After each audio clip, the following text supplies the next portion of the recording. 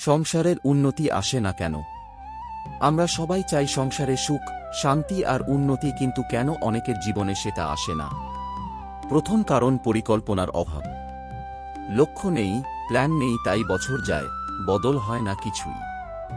দ্বিতীয় কারণ অপচয়। আয় ঠিক আছে, কিন্তু সঞ্চয় নেই। অপ্রয়োজনীয় খরচই সংসারকে পিছিয়ে দেয়। তৃতীয় কারণ ঝগড়া আর ভুল বোঝাবুঝি।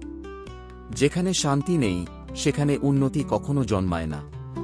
চতুর্থ কারণ অলসতা। পরে করব এই অভ্যাসই সুযোগগুলোকে নষ্ট করে দেয়। পঞ্চম কারণ দায়িত্বহীনতা। সংসার চালাতে সবার দায়িত্ব আছে, একজনের নয়। ষষ্ঠ কারণ নিজেকে উন্নত না করা। নতুন কিছু না শিখলে আয়ও বাড়ে না, জীবনও এগোয় না। এবং শেষ কারণ নেতিবাচক চিন্তা। অভিযোগ করে নয়, সমাধান খুঁজলে সংসার বদলে যায়। আজ থেকেই বদল আনো, তোমার সংসারও উন্নতি করবে।